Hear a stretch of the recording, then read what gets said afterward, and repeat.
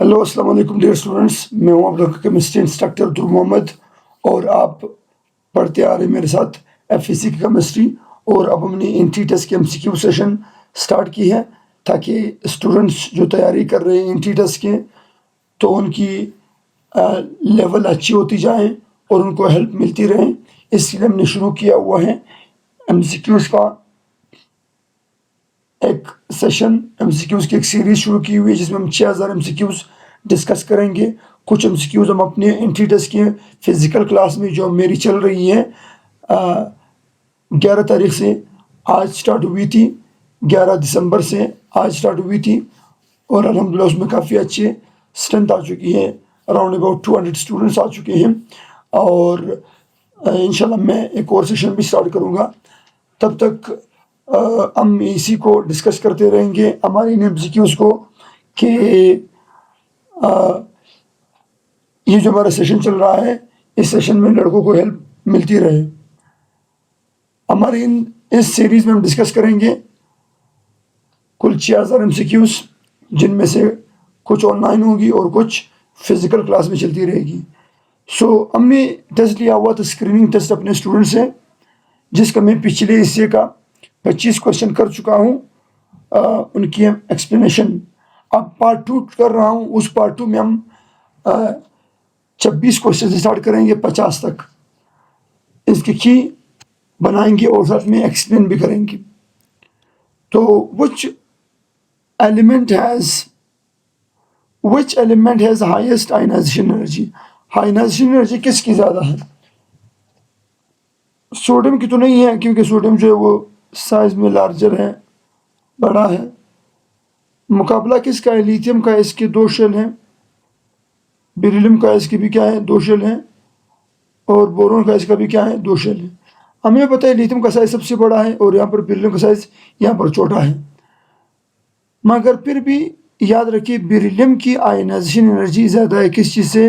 Boron से भी और लिथियम से भी, क्योंकि बेरिलियम का जो इलेक्ट्रॉनिक कॉन्फ़िगरेशन है वो आ रही है 2s2। और जब 2s2 आती है तो ये इलेक्ट्रॉनिक कॉन्फ़िगरेशन क्या है? स्टेबल इलेक्ट्रॉनिक कॉन्फ़िगरेशन है, जो हमारे पास क्या है, जो ज़्यादा एनर्जी रिक्वायर्ड करती है, दरकार होती है। इसलिए हम बोलेंगे हमारा सही ऑप्शन है क्या? बेरिलियम। याद रखिए साइज में बोरोन छोटा है, मगर नहीं, बोरोन का इलेक्ट्रॉनिक कॉन्फ़िगरेशन है 2s2 2p1, वो पार्शली फिल्ड है और ये फुल फिल्ड है, तो इससे इलेक्ट्रॉन निकालना मुश्किल है, ज़्यादा एनर्जी दरकार होती है। अगला 27, which element has same isotopes like palladium? इसका आंसर है कैल्शियम। कैल्शियम के आइसोटोप है 6 और पैलेडियम के आइसोटोप्स हैं 6। इन दोनों के आइसोटोप्स की तादाद क्या है? 6। Question number 28, which of the following set has all species iso electronic? कौन से ऑप्शन जिनके इलेक्ट्रॉनिक स्पीशीज हैं? तो आइसो इलेक्ट्रॉनिक से मुराद है, iso mean same, electronic mean जिनमें इलेक्ट्रॉन सेम हो, आइसो इलेक्ट्रॉनिक। तो चलो भैया आइसो इलेक्ट्रॉनिक की बात करते हैं। आइसो इलेक्ट्रॉनिक में अगर मैं बात करूँ, आइसो इलेक्ट्रॉनिक में आप लोगों ने फोकस करना है एटॉमिक नंबर को। तो फ्लोरीन का एटॉमिक नंबर क्या है? 9 है। क्लोरीन का एटॉमिक नंबर 17 है।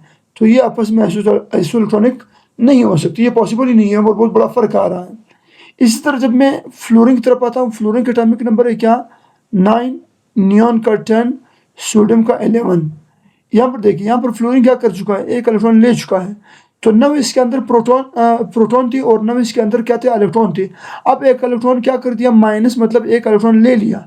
तो कितने टोटल इलेक्ट्रॉन हो गए फ्लोरीन में? 10। नियॉन में कितने हैं? नियॉन इस वक्त 0 चार्ज है, मतलब नियॉन का एटॉमिक नंबर क्या है? 10। तो ना इलेक्ट्रॉन लिया हुआ है ना दिया हुआ है, इसके भी कितने आ गए? नियॉन के भी 10 इलेक्ट्रॉन आ गए। सोडियम केटायन है, सोडियम के पास अपने इलेक्ट्रॉन 11 है, मगर इस वक्त सोडियम में एक इलेक्ट्रॉन लूज कर चुका है, +1 है। तो इससे मुराद कितने इलेक्ट्रॉन आ गए? 10। आप चेक करें क्या इन तमाम के पास इलेक्ट्रॉन की तादाद सेम है या नहीं है? यस, इनमें क्या है? 10-10 इलेक्ट्रॉन है। जब इनमें इलेक्ट्रॉन की तादाद 10-10 है तो हम बोलेंगे कि इनमें इलेक्ट्रॉन की तादाद सेम है। That's why we can say they are isoelectronics. तो ऑप्शन हमारे पास कौन सही आ रही है? बीटा ऑप्शन हमारे पास सही आ रही है। नेक्स्ट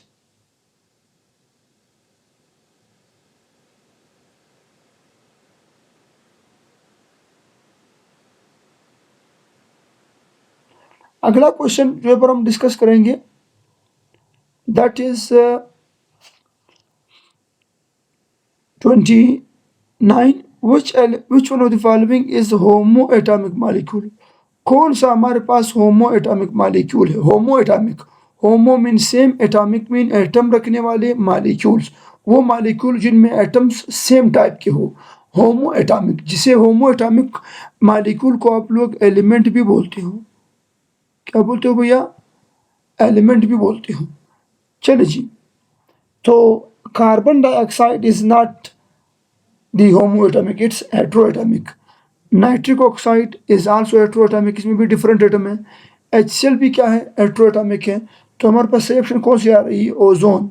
ओजोन के अंदर 3 एटम है और तीनों की तीनों ऑक्सीजन है, तो होमोएटॉमिक है, तो एलिमेंट है। होमोएटॉमिक बोलेंगे या क्या बोलेंगे? एलिमेंट बोलेंगे। चलो क्वेश्चन नंबर 30 की तरफ चलते हैं। 30 Which of the following is diatomic molecule? कौन सा डायटॉमिक है? डायटॉमिक से मुराद दो एटम रखने वाले। HCl हाइड्रोजन और क्लोरीन दो एटम है। क्लोरीन मालिक्यूल्स में भी दो क्लोरीन एटम है, हाइड्रोजन मालिक्यूल्स में भी दो हाइड्रोजन एटम है। तो इससे मुराद है ऑल ऑफ दीज, ये तमाम की तमाम क्या है? All are diatomic molecule. Which one of the following is a molecule? कौन मालिक्यूल है? मालिक्यूल के लिए शर्त क्या है? मालिक्यूल के लिए शराइत मैं आप लोगों को पढ़ा चुका हूँ कि मालिक्यूल के लिए शर्त ये, पहला पॉइंट, कि मालिक्यूल क्या हो? नॉन मेटल से बना हो। किससे बना हो? नॉन मेटल से बना हो। अगला पॉइंट, ये कोवेलेंटली बॉन्डेड हो। अगर बॉन्ड बना हो तो कौन सा बॉन्ड हो? कोवेलेंट बॉन्ड हो। ये तो मेन पॉइंट है। तीसरा पॉइंट, ये स्टेबल होना चाहिए, मतलब इसका ऑक्टेट पूरा होना चाहिए। ठीक है जी। तो क्लोरीन भी नॉन मेटल है और इसने क्लोरीन क्लोरीन ने बॉन्ड बनाया हुआ है, तो नॉन मेटल है। C6H12O6, C6H12, ओके ठीक है, अल्कीन है ये हमारे पास, हेक्सीन है। ठीक है जी। और H2SO4, यहाँ पर भी सारे के सारे नॉन मेटल हैं। तो ये तमाम के तमाम नॉन मेटल स्पीशीज हैं। इस वजह से हमारा ऑप्शन क्या आ रहा है? All. These all are what? These all are molecules because they all are non-metal, because they all are covalently bonded.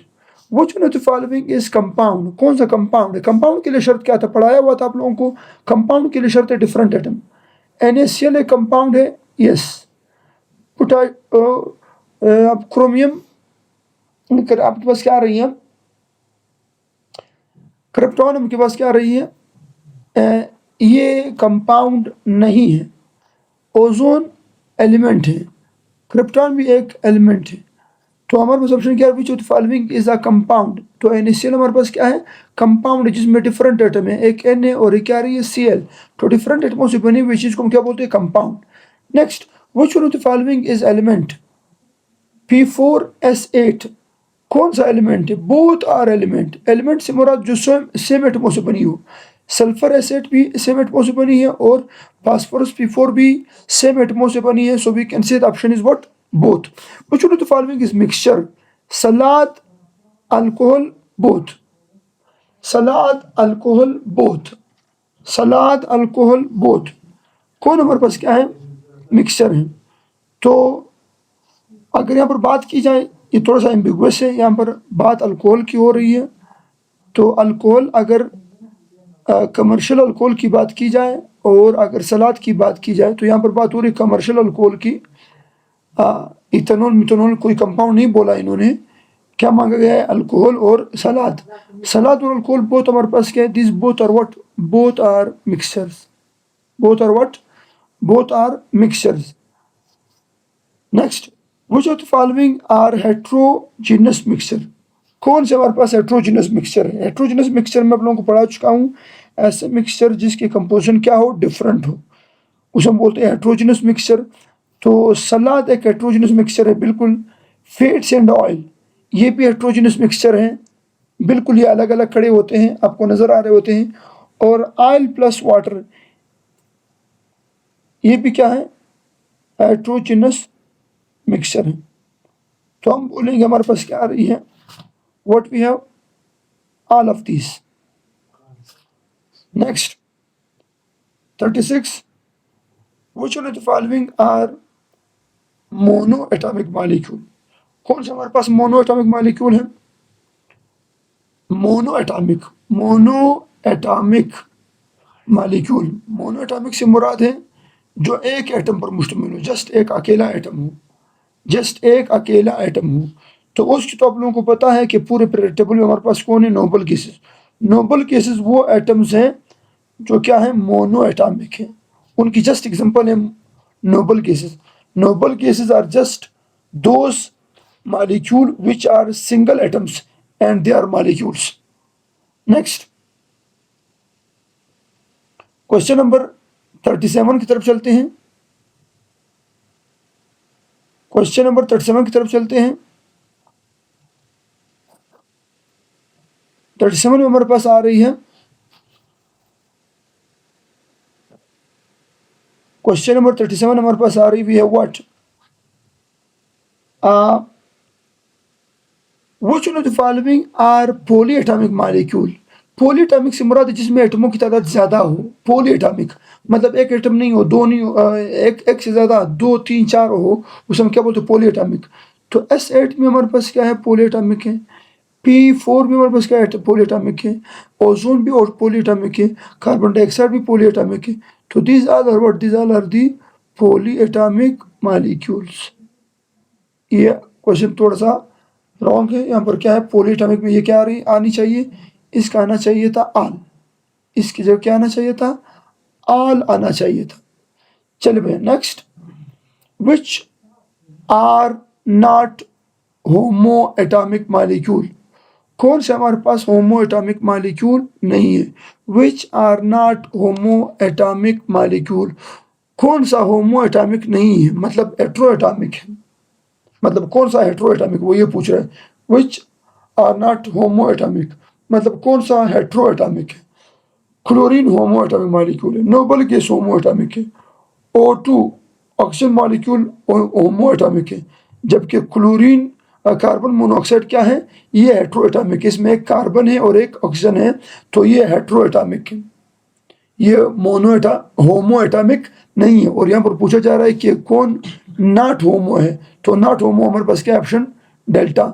Next, which one of the following cannot exist in monoatomic form। Carbon, neon, both, none.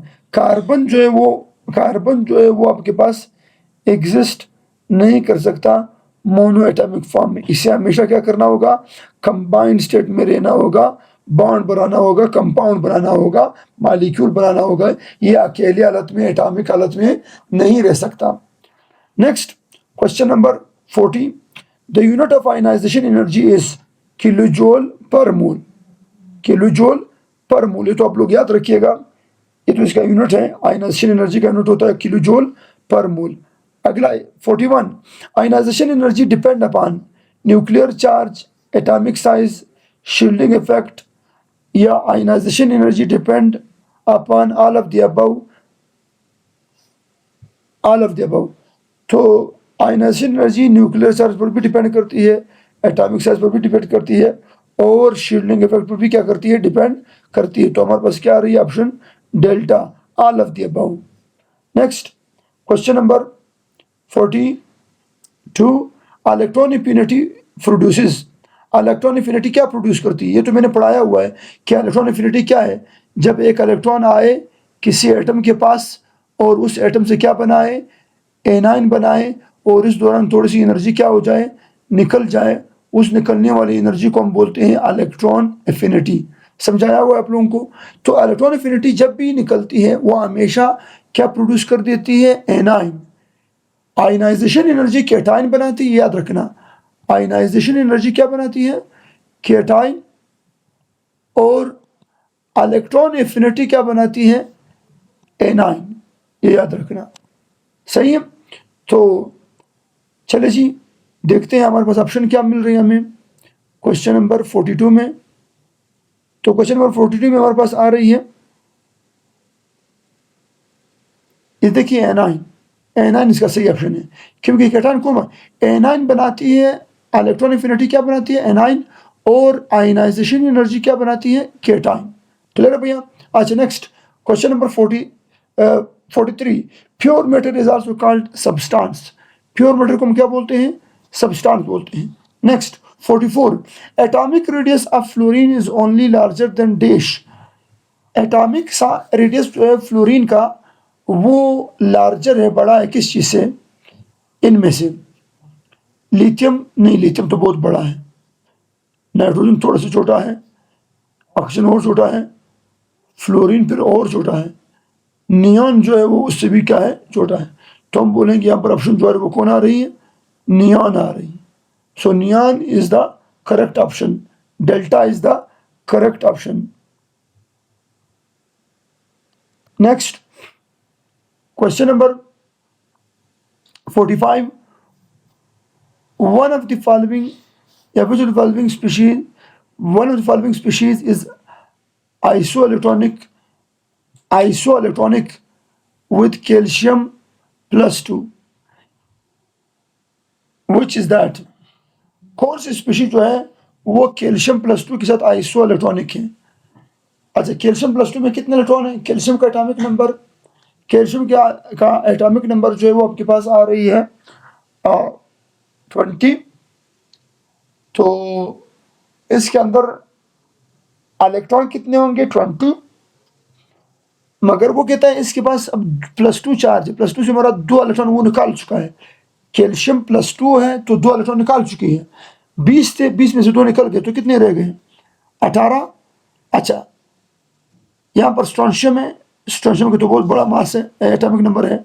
Sodium है, इसका 11 है, और argon है तो हमारे पास क्या रही है? 18। तो हमारा सही ऑप्शन कौन सा आ रहा है? Argon. Argon is the correct answer का, क्योंकि आर्गन के पास एटॉमिक नंबर क्या है? एटॉमिक नंबर है 18। तो इसीलिए इसके अंदर इलेक्ट्रॉन भी कितने होंगे? 18। और कैल्शियम +2 में भी कितने इलेक्ट्रॉन है? 18। ये दोनों आपस में क्या है? आइसो इलेक्ट्रॉनिक है, मतलब इनके इलेक्ट्रॉन आपस में बराबर है, सेम है। Question number 46. Which one of the following has cation has smallest size? कौन से केटाइन का साइज स्मॉलेस्ट है? कौन सा केटाइन छोटा है? कौन सा केटाइन क्या है? छोटा है।